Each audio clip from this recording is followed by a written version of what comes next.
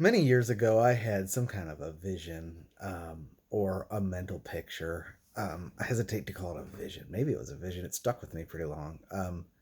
Where I was in chains, hanging, suspended in chains over a white pillow. Big, huge, comfy looking pillow. And the pillow was only 3 feet below the chains. It was just out of reach.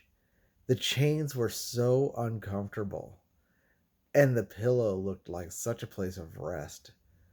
As long as I was in the chains, I knew I just had to struggle. I couldn't, there was no way to sit or be comfortable or, it was just a perpetual suffering as long as I'm in these chains. And I knew that somehow I had to get out of those chains and so that I could get on the pillow. And that was the vision. And I knew at that time that the chains represented my own self effort, and the pillow represented rest in the Lord. And yet, for the next 15 years, I couldn't unbind those chains. That was my life. I could not get comfortable. I could not rest. I could not feel comfortable in my own skin. I couldn't feel comfortable with the Lord, you know. I knew the pillow was there, and I knew that it was my pillow, that it had been secured for me, and that it was my right to even have it. This rest in the Lord that people talk about. Yet I couldn't have it because I was in these chains. And it was like the chains, I had the keys. I could theoretically undo the chains and unwrap myself and get down on the pillow. Mentally, I knew that, but there was no way for me to do it. Somehow those chains just had to be weakened and broke off somehow, right? And that is the picture of the natural man who can't stop himself. See, some people like me have a good theology of grace. And while they're reading the Bible or talking about it, they are so clear. But when they live their daily life, they're so uncomfortable and can't rest and hate themselves and can't stop trying and can't shake the feeling that the Lord is angry at them or that they are not enough or that they're not pleasing enough, that they can't rest. There's something they lack. And I think it was Kim Mosley or Love by the King. Somebody was sharing today, I was watching, and they were talking about how they tried to help someone for 6 months through email who was struggling with legalism, and they gave them every single possible resource to help clear up the matter of legalism. But this person just insisted that they had to go clean themselves or sanctify themselves or fast or pray or whatever, and never could lay hold of grace. And you go, well, why not? It's just logical. I mean, here's what the Bible clearly says about our position in Christ, and that it's not of works, lest any man boast. If I could just say it louder and put it in caps, maybe you would get it. But it doesn't work that way, because our natural man is so attracted to that law and married to the law. And that's why Paul said, through the law, I died to the law. I'm crucified with Christ. He had to have that Romans 7 experience. And I remember, many of you probably read Watchman Nee's Normal Christian Life. And that is a good exposition on Romans 7, where he talks about one of the examples he gives is that there was a drowning man in a lake, and Watchman Nee, I guess, was standing with a lifeguard, and the guy's going under, and Watchman Nee's like, why won't you go and save him? And he's like, I can't yet. And he goes, well, why? And he goes, because he's still kicking. What do you mean he's still kicking? Well, if I go while he's still in the throes of kicking, he will kick me and bring me under with him. I have to wait till he's exhausted. I have to wait till he gives up. And then sure enough, like, I guess the guy, it's been 15 years since I read that book, but I guess the guy let go finally, and stopped struggling. And then he was about to go under, and then the lifeguard goes and gets him. And that is our plight. That old man has to be worn out and exhausted. That's the spirituality that Paul shows us in 2 Corinthians, where he talks about the outer man being worn down, right? Consumed even. And for the apostles, it was severe because God had to bring them into resurrection because they had to participate in the New Testament ministry of spirit and life and write living epistles. Their words had to be a stream of life flowing out of the throne of God.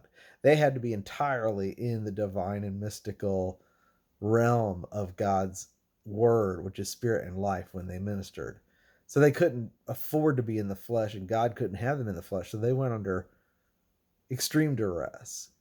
Now, we, though, don't necessarily need that, but we do go through our stuff where the natural man just has to be worn out. And until that really happens, even though that pillow is available to me, those chains of my struggle are going to persist until they break. So, this kind of is a tag to my story that I shared a brief excerpt today of a testimony I'd given, or a message I preached to myself and to you when I first started the channel, which was, we have to wave the white flag of surrender. We had to give up. And then we find that the Lord doesn't give up. He comes and starts to take over. That is available. But there is this struggle of the natural man who just can't quit. And he has to be subdued. And much of the futility and the frustration in your life where every door is closed, and no matter which way you go, you can't get comfortable, is to bring you to a place of exhaustion where you just say, I give up.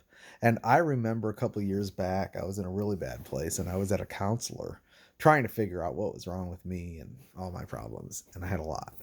And I just said, I'm so burnt out. I'm just so frustrated. I'm just done. And I'm burnt out, and I don't want to do this anymore. I want to just quit. And she was like, well, what would happen? What do you think would happen if you did quit? And I remember either saying or thinking, well, I guess the Lord would have to come and get me. I knew theoretically that I was his, right? And yet I had never tested him on it. And I'm not recommending this necessarily, but for some reason that was a breaking point for me where I just gave up. I relaxed every standard. I just completely relaxed. And I'm not saying that the things that happened next were any good, but I never went back to being that legalistic person. That guy was done. He had pretty much given it all he had and found that he was wanting.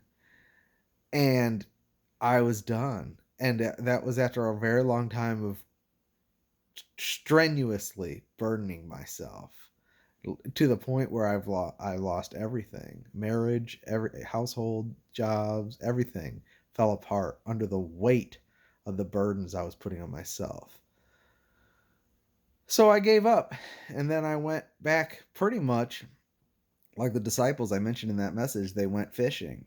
After the Lord had resurrected, what's that all about? Why did they go back to their jobs? Well, because they found out that he was risen from the dead, and yet the glorious kingdom was still not with them. And he hadn't clothed them with power yet, and they were in this 40-day waiting period, and they had pretty much failed in every way because they had denied him and been scattered when at his time of need. They couldn't even pray. They fell asleep while he's praying in Gethsemane and didn't understand a word he was saying. And none of them was feeling good about themselves, and all their messianic hopes were disillusioned because during his ministry, they had put everything in their own terms of, well, we know that he's going to conquer and he's going to bring in the kingdom. And Lord, are you going to give us thrones on your right hand and your left? Now, of course, there is a glorious kingdom coming, but who knew it was going to be 2,000 years? Can you imagine the disillusionment and the frustration, even though he was risen? And so they had this waiting period. And finally, Peter's just like, I'm going back to work. What else am I going to do? I quit. I go back to there's nothing I can do. He rose from the dead. It had nothing to do with me. What does he need me for? That I can't save him. I can't do anything for him. I'm absolutely no benefit for him. So they go back to work, and it's a exercise in futility. They cast the net all night and catch nothing, nothing. And they're trained, expert fishermen. Then they hear the voice from the beach. Throw the net on the other side. They do a miracle. They realize it's the Lord, and they come running. Their joy is made full in the breakfast they had with him. Why? Because now they knew there was nothing left for them in the world either. There was nothing for them in their messianic hope, and there was nothing for them in the world, and there was nowhere for them to go. And then the Lord shows up, and he is now their source of satisfaction and joy. He's the only thing that can make them happy, and they know it. And you know what? He didn't leave or forsake them. He still showed up, even though they had gone back and tried to find a place for themselves in the world again. And that is what happened to me. I mean, after that thing with the counselor, I actually tried everything. I actually went and I put my family through hell on earth because I had an opportunity to go be in a show in Branson, and it was 3 days a week. I would go down Thursday, stay in a resort, play 3 shows, and come back on Sunday. And it lasted for months, and left my wife at home during that time with the kids.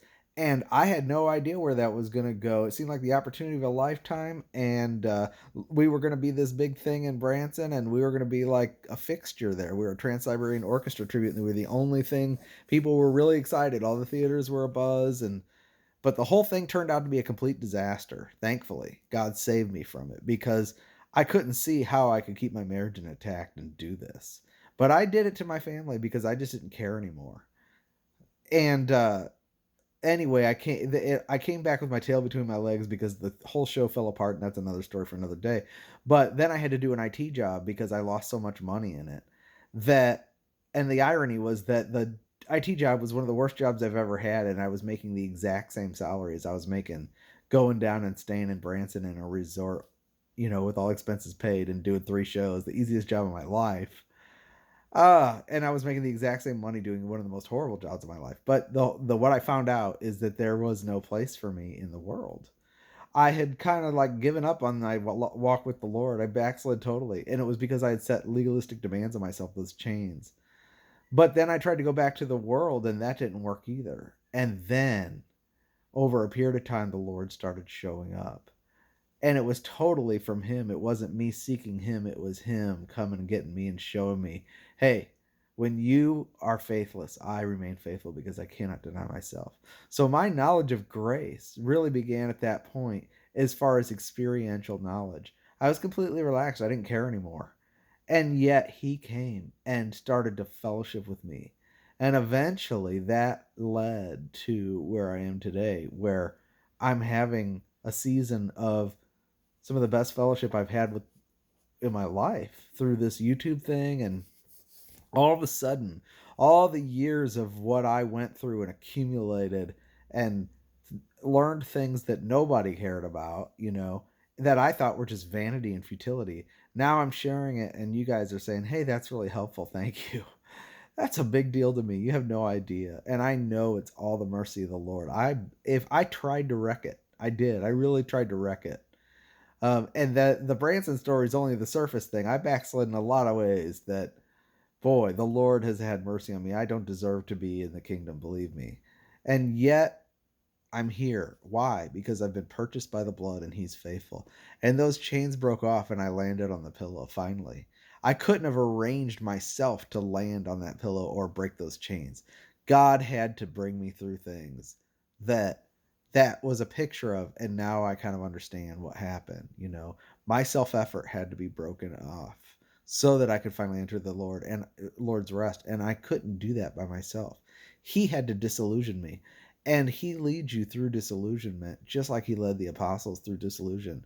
He is not the only person that got crucified in that thing. We all got crucified, but the apostles went through a period of all hopes dashed, all disillusion. Even the resurrection was anticlimactic, I believe, compared to what their expectation was, that he would come and deliver. I mean, to find out that they were still going to have to live their life and even die as martyrs and have the churches, and then Acts is glorious, but a couple years later, you're reading the epistles and you're going, look at Corinth. Can you imagine? The Lord's just risen from the dead, and that's how you're living.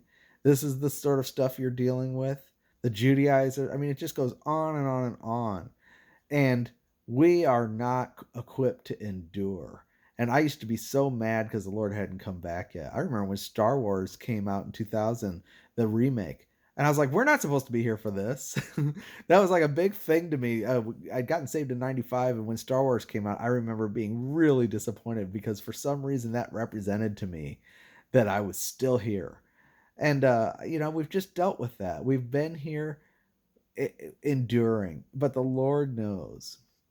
And he's going to set a lot of people free because he has shut us up, unto himself. And he's exhausted all our resources. And now he's coming with the word of grace saying, hey, there's this pillow.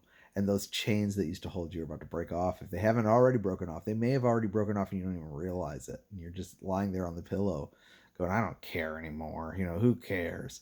And yet the Lord's saying, finally, he's going to stop kicking so I can come and save him, like the drowning swimmer. Okay, well, have a good day. I just wanted to share some of that encouraging reminiscence.